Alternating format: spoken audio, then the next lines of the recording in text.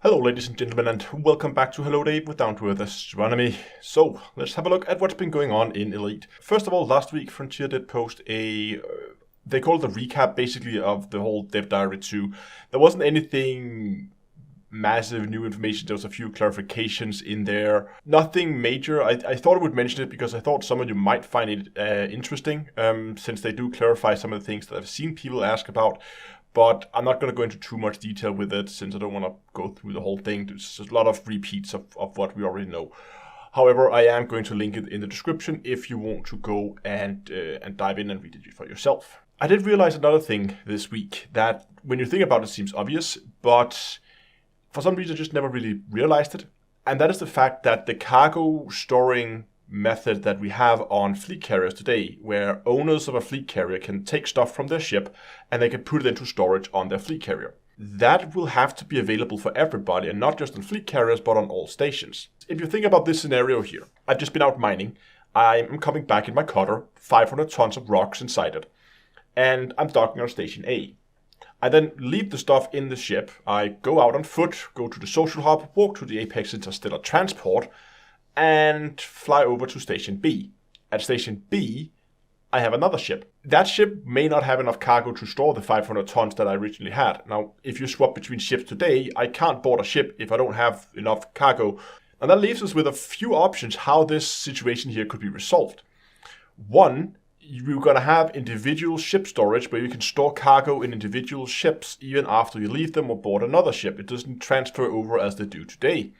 That's one option, of course. Now, with that, I would assume cargo storage is going to come as part of that as well. That would make sense, at least. The other option, of course, is that you would say when you go with the interstellar transport, then you have, like, all your cargo is shipped with you. It makes little sense why it would be like that. Why would, if I have a mining ship and I leave that somewhere, why would it then take all my 500 metric tons of stuff and ship that with me, even though I don't necessarily need it in where I'm going? From my point of view, I'm pretty confident, even though Frontier said nothing about it, I'm pretty confident that we are going to see cargo storage for pretty much everybody coming Odyssey.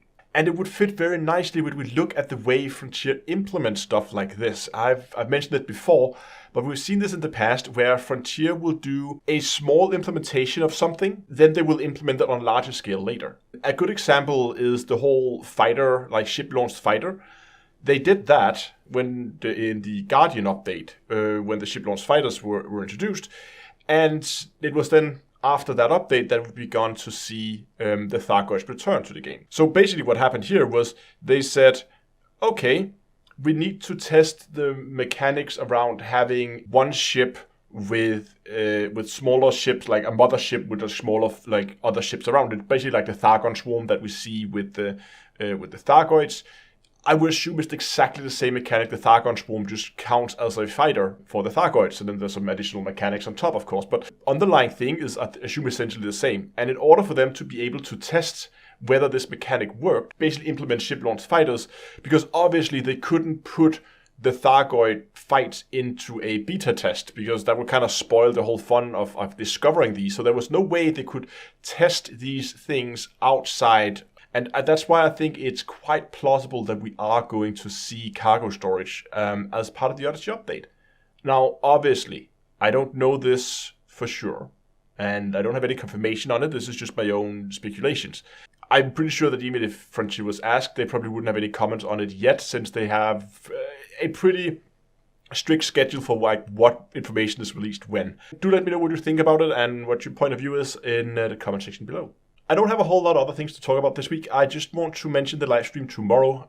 Last week I took out Howard O'Connor, my new NPC pilot, and I think I want to go and do a little testing on the different fighters. I want to get a little bit better feeling for it. I mean, I've been looking over all the stats and the hard stats on the fighters, but there's a lot of things you can't read from hard stats. Maybe one has a really good DPS on paper, but it runs out of pips horribly slow, or it has a really long reload time or something like that, because I don't think those damage per second numbers that you see on paper takes reload time into consideration. I think this is it's not sustained DPS, that's what I'm trying to say. It is effective DPS as long as you are shooting.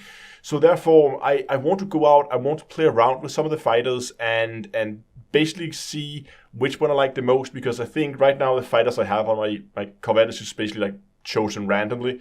But I want to upgrade, I want to find whatever fighters I like the best so that I can give Howard the best possible things to fly in. And that little testing, we're going to go out and we're going to play with in the live stream tomorrow, which of course will be live streamed here on YouTube and on Twitch. And it's going to be at 7 o'clock in-game time as usual. Thanks for watching. I hope you enjoyed today's video. If you did, give it a like, subscribe, and until next time, I will see you guys in space.